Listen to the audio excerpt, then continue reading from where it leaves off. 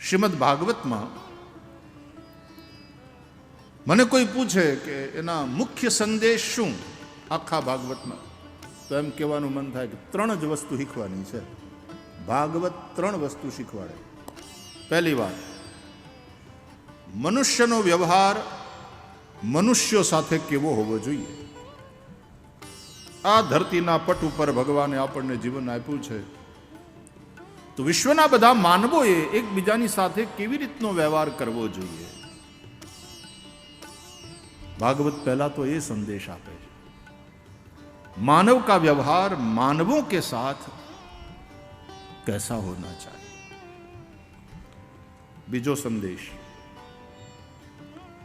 मानवों व्यवहार मानवेतर जे जीव सृष्टि है, पशु होय, पक्षी होय, अरे कीटको होय, जीव जंतु, आ बधानी साथे माणसनो व्यवहार केवो होवो जोईए. ये बीजो संदेश. અને ત્રીજો સંદેશ,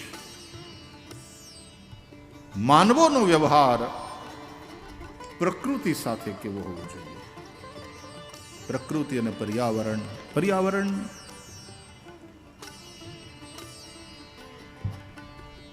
આજે જે રીતે એમાં પરિવર્તન થઈ રહ્યું છે, વિશ્વ આખાને માટે ચિંતાનો વિષય.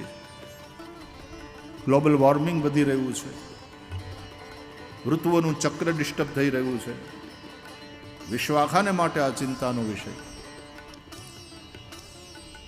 યજ્ઞ હોય, પૂજા હોય, આપણા ઋષિઓ, આપણા બ્રાહ્મણો જ્યારે યજ્ઞ કરાવે ત્યારે પછી પ્રાર્થના કરે, કાલે વર્ષતુ પર્જન્ય પૃથ્વી શસ્યશાલિની દેશોયમ ક્ષોભરહિત બ્રાહ્મણા સંતુ નિર્ભયા કાલે વર્ષતુ પર્જન્ય. આપણી ભાષામાં માગ્યા મેઘ વરસે. ખેડૂત જ્યારે એમ કહે ને કે મોલ હુકાય છે, હવે એક હારા વરસાદની જરૂર છે, એ આવું કહે ને ઠાકરને પ્રાર્થના કરે તો માગ્યા મેઘ વરસે કાલે વર્ષતુ પર્જન્ય. બહુ વધારે પડતો વરસાદ થાય, ખેડૂત એમ કહે કે હવે જરા ખમૈયા કરે તો સારું, નહીં તો લીલો દુકાળ આવશે. પછી પાછા વાહેથી આશ્વાસન લે કે લીલો પોહાય, કમસે કમ પાણીની તકલીફ તો પછી ન રહે, શિયાળુ પાક લઈ લઈશું. પણ વધારે પડતો વરસાદ થાય એમ પણ નહીં, વરસાદ ન થાય એમ પણ નહીં, અને સમયસર થાય. કાલે વર્ષતુ પર્જન્ય.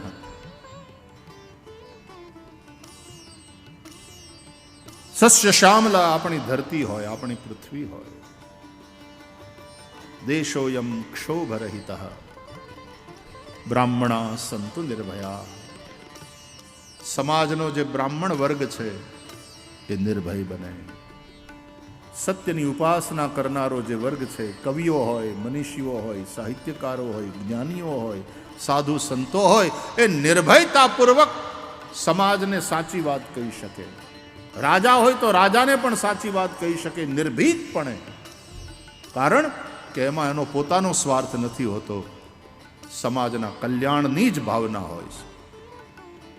બ્રાહ્મણા સંતુ નિર્ભયા.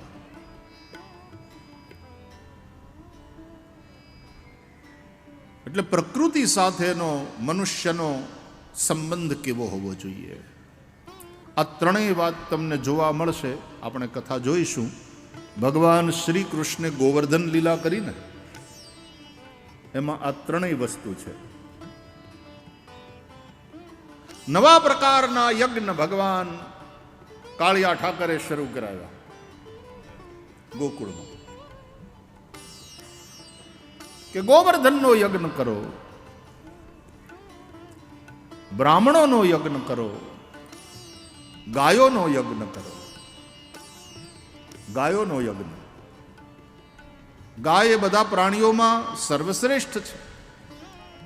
એટલે માનવનો વ્યવહાર માનવેતર જે જીવ સૃષ્ટિ છે એની સાથે કેવો હોવો જોઈએ. આપણે તો પંખીડાને દાણા નાખનારા, આપણે ગાયને ચારો નાખનારા ગામને ગોંદરે ગાયું માટે થઈને નિરણ નાખીએ. ખીહર આવે મકર સંક્રાંતિ તો ગાયોને કેટલું ખવડાવે લોકો. રોજ પણ ગૌશાળામાં અથવા તો પોતાની ગાયને નિરણ. આપણા પહુડા ભૂખ્યા ન રહે. આપણે નમક હરામ થઈ જઈએ, કૃતજ્ઞ થઈ જઈએ. જે બળદની જોડીએ આપણને આપણી ખેડમાં આટલી બધી મદદ કરી, કામનો હતો ત્યાં સુધી ખવડાવ્યું, અને પછી ઘરડો થાય ત્યારે છોડી મૂકે એવું જૂના જમાનામાં નહોતું થતું. ઘરડા બળદને તે હાચવતો ખેડૂત કે શેઢે ચરી લે. બાકી જેણે આપણને મહેનત કરીને અટાણ સુધી ખવડાવ્યું એને એમ છોડી ન દેવાય. માણસ પોતાના મા બાપની સેવા ન કરે અને ઘડપણમાં એને સંભાળે નહીં, એને ધક્કો મારી દે તો એમાં માણસાઈ નથી. માતા પિતા એ પ્રત્યક્ષ દેવ છે. પહેલા એના આશીર્વાદ લે. આપણે ત્યાં વૃદ્ધાશ્રમો હતા નહીં, અને હજી ગામડામાં જ્યાં માણસ ભાવુક છે, ધર્મને માને છે, એ લગભગ એવું કરતો નથી. એ સંભાળે છે પોતાના વૃદ્ધ વડીલોને, એના આશીર્વાદ લે છે. ખબર નહીં કેમ કેમ માણસ ભણતો જાય જેમ જેમ એમ સ્વાર્થી થતો જાય છે.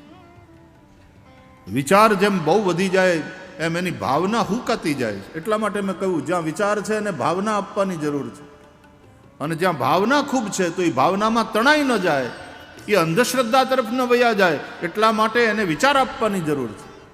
વ્યાસપીઠોનું કામ એ છે વિચારવાળાને ભાવના પહોંચાડવી, એના વિચારને જરા ભીના થાય એવું કરવું, એ લાગણીવાળા થાય, એના વિચાર સ્વાર્થી ન રહે. અને જ્યાં ભાવના ખૂબ છે એની ભાવના સાથે કોઈ બીજો ખેલી ન જાય. તમારી ભાવના સાથે બીજા કોઈ રમત ન રમી જાય, તમે ભાવનામાં તણાઈ ન જાઓ, તમે લૂંટાઈ ન જાઓ, તમારું શોષણ ન થાય, તમે અંધશ્રદ્ધાના શિકાર ન બનો, એ જોવાનું પણ એટલું જ જરૂરી છે. એટલે જ્યાં ભાવના છે એને વિચાર આપવાનો, એને એક જાગૃતિ, સાવધાન. અને બે જેની પાસે હોય ત્યાં પેલી આગ પેટાવવાની જરૂર, દાજ, કંઈક કરી છૂટવાની ભાવના, આત્મવિશ્વાસ. માણસ હિંમત ના હારે, એ અગ્નિ બરાબર અંદર તપતો રહેવો જોઈએ. તો બ્રાહ્મણોનો યજ્ઞ ભગવાન શ્રી કૃષ્ણે કરાવ્યો. બ્રાહ્મણો એટલે સમાજના શિક્ષકો, જે સંસ્કારનું સિંચન કરનારા છે, એ ગુરુજનો, એનું સન્માન કરો. આપણે જેની પાસે ભણ્યા હોય એનું સન્માન કરો. આપણી જે ધાર્મિક જગ્યાઓ હોય, આપણો જે ગુરુદ્વારો હોય, એને ભગવાનની રીતે રૂપે પૂજનારા આપણે ગુરુ સાક્ષાત પરબ્રહ્મ તસ્મૈ શ્રી ગુરવે નમઃ.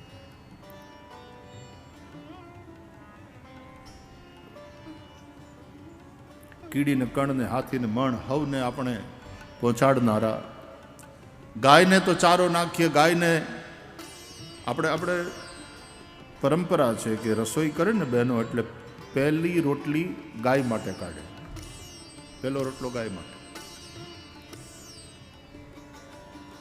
અને છેલ્લે ચાનકી જે વધે ને એને પાછી હેંકી, અને એ આપણા ફળિયાના કૂતર્યા માટે. ગાયનું તો આપણે ધ્યાન રાખ્યું, પણ આપણા ફળિયાનો, આપણી શેરીનો કૂતરો જે રાતના કોક અજાણ્યું માણસ આવે કે ચોર આવે એટલે ભસે અને એને ભગાડે, આપણને જગાડે, એ કૂતરા પ્રત્યે પણ આપણે કૃતજ્ઞ ભાવ રાખી અને એને બટકું રોટલો નિરનારા આવો કૃતજ્ઞ સમાજ. તો ગાયોનું પૂજન એટલે બધી જ સમગ્ર જીવ સૃષ્ટિનો આદર. બ્રાહ્મણો, અને એમ કહ્યું કે બધા જ ભેગા થઈ માનવોનો સંબંધ માનવો સાથે કેવો હોવો જોઈએ. ગોવર્ધનને પૂજન કરી 56 ભોગ ધરી અને એ પ્રસાદ કૂતરાથી માંડી ચાંડાલ પર્યંત બધાએ એક પંગતમાં બેહી અને હરિહર કર્યું. ગોવર્ધન લીલા છે ને એમાં એ બધાએ પ્રસાદ લીધો એક પંક્તિમાં બેસીને, અને એક સરખો પ્રસાદ એક સમાન પંક્તિમાં. એટલે આ સમાનતા અને સમરસતા આ બંને આનાથી આવે. વિશ્વમાં સમાજની અંદર જો સમરસતા નહીં હોય, સમાનતા નહીં હોય, તો સમાજનો ઉત્કર્ષ નહીં થાય. ભગવાન શ્રી કૃષ્ણ ગોવર્ધન લીલા દ્વારા એ કરી દેખાય. અને ગોવર્ધનની પૂજા, પર્વતની પૂજા, આ પર્વત નથી, એ ભગવાનનું રૂપ છે. એમાં પ્રકૃતિની પૂજાની વાત છે. આપણે ગિરનારની પરિક્રમા થાય, લાખોની સંખ્યામાં લોકો ગિરનારની પરિક્રમા કરે. વ્રજમાં જાઓ તો લોકો ગોવર્ધનની પરિક્રમા કરે. તમે ચિત્રકૂટ જાઓ તો ત્યાં કામદગીરીની પરિક્રમા કરે. અરે ક્યાં ઠેઠ હિમાલયની અંદર કૈલાસ અને માનસરોવર, હવે તો એ ચાઇનાના કબજામાં છે, તિબેટમાં હોવાને કારણે. એ વચ્ચેનો બફર ઝોન બહુ સરસ હતો, પણ પછી જે ગડબડ થઈ ગઈ, નહીં તો તિબેટ વચ્ચે હતું એ બહુ સારું હતું. હવે નઠારો પાડોશી હાવ બાજુમાં આવી ગયો, બાજુનું મકાન ખરીદી લીધું એને, નહીં તો વચ્ચે એક મકાન બીજાનું હતું ત્યાં સુધી સારું હતું. હવે એ મકાન ઉપર અને બાજુના મકાન ઉપર કબજો કર્યો, એટલે આપણે એક કરો, એક દિવાલ. પાડોશી જો નઠારો હોય તો મુશ્કેલી કરે. અટલજીએ કહેલું કે તમે તમારા પાડોશીને, આ દેશો જે છે એને બદલાવી શકતા નથી, એ જે છે તે છે. પણ ત્યાં કૈલાસ માનસરોવર, ભગવાને મને તો મોકો આપ્યો 2 વાર કૈલાસ માનસરોવરની યાત્રા કરવાની, અને માનસરોવરને કાંઠે ભાગવતની કથા પણ કરવાનો અવસર મળ્યો. દેશ વિદેશના કેટલાય ભક્તોને લઈને ગયા હતા. આપણા બધા ઋષિકુમારોએ ત્યાં ભાગવતજીના પાઠ કર્યા. અને પહેલી વાર ગયા ત્યારે કૈલાસ પર્વતની પરિક્રમા, પર્વતોની પરિક્રમા, કૈલાસની પરિક્રમા થઈ.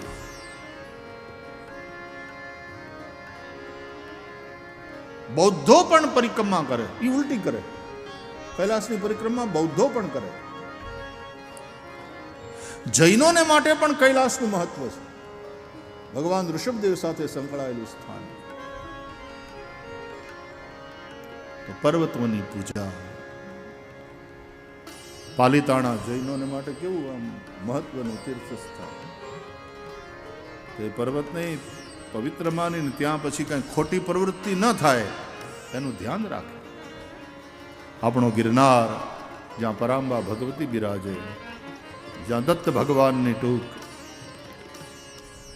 આપણે પર્વતોની પૂજા કરનારા, આપણે નદીઓની પૂજા કરનારા, નદીઓને આપણે માં કહેનારા, ગંગા મૈયા, યમુના મૈયા, નર્મદા મૈયા, જેને માં કહીએ ને એમાં પછી કચરો ને ગટરું વહેતી હોય, એ તો આપણી માનું આપણે અપમાન કર્યું કહેવાય.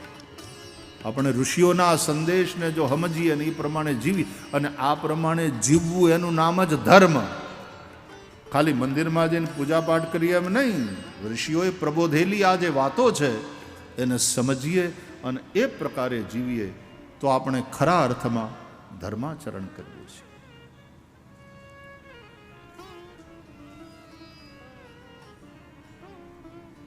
તો વિશ્વ ચકલી દિવસ, આપણે તો નાનપણમાં ભણતા ત્યારથી આ બધી વાર્તાઓ, કે ચકો લાવ્યો ચોખાનો દાણો, ચક્કી લાવી મગનો દાણો, 2 ભેગા થઈને ખીચડી કરી. આ લગ્ન થાય છે ને એ હાટું જ થાય છે કે તમારી સંસારની ખીચડી હરખી રીતે પછી પાકે. ચક્કી લાવે મગનો દાણો, ચકો લાવે ચોખાનો દાણો, અને મગ અને ચોખા ભેગા થઈ અને પછી જે ખીચડી એનાથી એ ખીચડી છે ને પૌષ્ટિક અને સાત્વિક આહાર છે. અમારે સંસ્કૃતમાં ખીચડીને અમે ક્ષેમ કરી કહીએ છીએ.